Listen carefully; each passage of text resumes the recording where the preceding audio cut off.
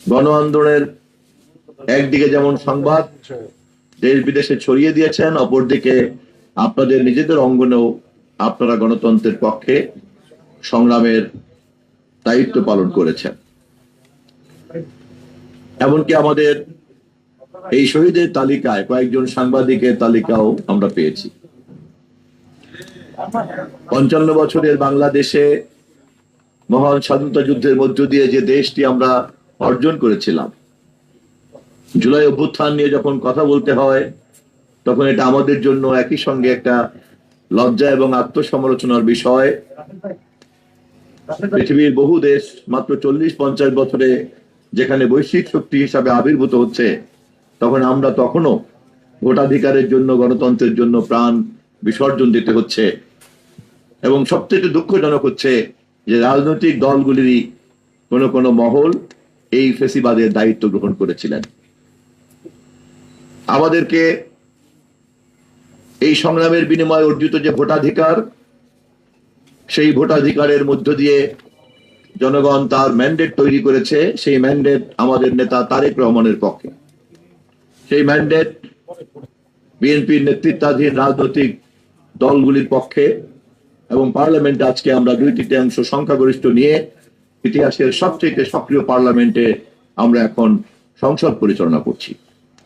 আমরা চাই এত রক্ত, এত প্রাণ, এত বিসর্জন, এত ত্যাগের পরে অর্জিত এই গণতন্ত্র, এই পার্লামেন্ট, এই নির্বাচন, এই সংস্কৃতি, আমাদের সকল রাজনৈতিক কেন্দ্রবিন্দু হবে জাতীয় সংসদ।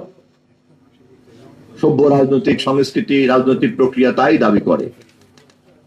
কিন্তু এটা খুবই দুঃখজনক, শহীদদেরকে স্মরণ করতে এসে গত কয়েকদিনের পত্র পত্রিকায় আমরা দেখেছি যে আমরা এই আত্মত্যাগের মধ্য থেকেও পরিপূর্ণ শিক্ষা গ্রহণ করতে পারি নাই বলে আমাদের রাজনীতিকে আজও কৃত্রিম ভাবে সংসদের বাইরে নিয়ে যাওয়ার একটা প্রবণতা কাজ করছে। এত জীবন্ত একটা পার্লামেন্টকে রাজনীতির প্রধান কেন্দ্রে পরিণত করার জন্য গণতান্ত্রিক শক্তির যে রাজনৈতিক ঐক্য থাকা দরকার, তা যে আমরা এখনো সুসংহত করতে পারিনি, তার প্রমাণ পার্লামেন্টকে রাজনীতির কেন্দ্রে পরিণত করার ব্যাপারে আমরা বিজয় অর্জনকারী দলগুলি ঐক্যমত চর্চা করতে এখনো পারছি না। শুধু তাই নয়, সামাজিক মাধ্যমে যেহেতু পার্লামেন্ট রাজপথের পাশাপাশি সবচেয়ে বড় যুদ্ধক্ষেত্রে পরিণত হয়েছে, সেখানেও যদি আমরা খুব সচেতন ভাবে তদারক করি, নজর দিয়ে রাখি, তাহলে দেখতে পাবো সাধারণ মূল্যবোধ সংস্কৃতির যে মাত্রা, তা অতিক্রম করে একটা অশ্লীলতা চর্চা করার কাজ চলছে। সবচেয়ে দুঃখজনক হচ্ছে এই যে এই তৎপরতাগুলির নেপথ্যে যখন কোনো আদর্শের ভিত্তিতে করা হয়, তখন তা আরো অনেক অশনি সংকেত আমাদের সামনে হাজির করে। আমাদেরকে শহীদদের স্মরণ করার জন্য কেবলমাত্রই আবেগ চর্চা করলে চলবে না। শহীদদেরকে স্মরণ করার জন্য কেবলমাত্র একটা আনুষ্ঠানিকতা চর্চা করলে চলবে না। শহীদদেরকে স্মরণ করার নামে কেবলমাত্রই যদি আমরা আমাদের ব্যক্তিগত অথবা কোনো গোষ্ঠীগত উপস্থিতিকে হাজির করার অজুহাত তৈরি করি, আমাদের বিবেকের কাছে কিন্তু আমরা প্রশ্নবিদ্ধ হব। আমি জুলাই শহীদ সহ এদেশের গণতান্ত্রিক আন্দোলন, স্বাধীনতা যুদ্ধ তথা ভাষা আন্দোলনের সকল শহীদের রক্ত এবং বিসর্জনকে এক জায়গায় রেখে আমাদেরকে পরিমাপে বসতে হবে যে এত রক্তের বিনিময়ে কতটুকু আমরা অর্জন করেছি। এবং তা যদি পরিমাপ করতে চাই, তাহলে আমাদেরকে প্রমাণ করতে হবে সংসদকে আমরা কতটা কার্যকরী করতে পেরেছি, রাজনৈতিক বিতর্ককে আমরা কতটা গণতান্ত্রিক সংস্কৃতির মধ্যে বিধিবদ্ধ করতে পেরেছি, এবং রাজনৈতিক প্রক্রিয়াকে আমরা কতটা গণতান্ত্রিক সংস্কৃতিতে মহিমান্বিত করতে পেরেছি। এটাই আমাদের একমাত্র মানদণ্ড।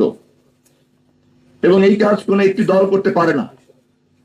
এই কাজ করতে হয় সম্মিলিত সেই সকল দল মিলে, যেই সকল দলরা সবসময় এই আন্দোলন সংগ্রামের মধ্যে যুক্ত ছিলেন। শহীদদের আত্মা শান্তি পাবে, শহীদদের ত্যাগ সার্থকতা লাভ করবে যদি আমাদের এই অর্জনের দাবিদার আমরা যারা, সেই সকল রাজনৈতিক দল শহীদের এই আত্মত্যাগের এই লক্ষ্যটিকে অনুধাবন করি।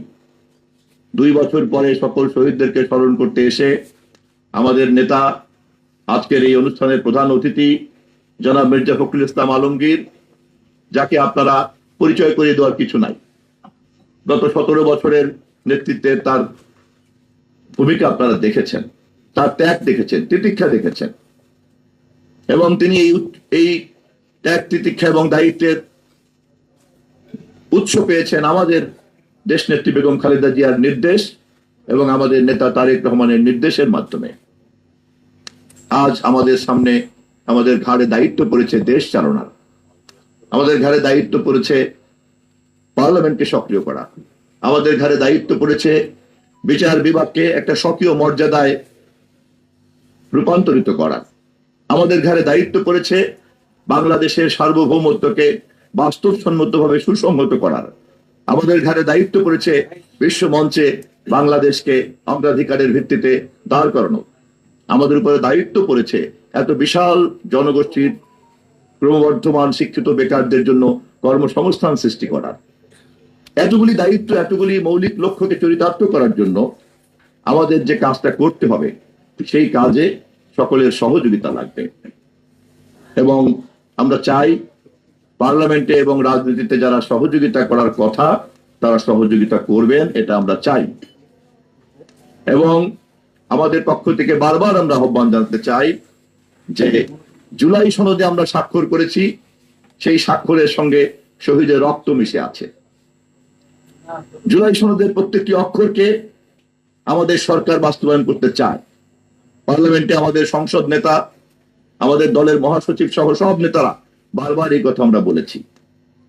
এবং এই সকল কিছুই করতে হবে জনগণের নির্বাচিত পার্লামেন্টের মাধ্যমে। এর বাইরে এই লক্ষ্য অর্জন করার আর কোনো সাংবিধানিক নিয়মতান্ত্রিক কোনো মঞ্চ আমাদের কাছে নাই।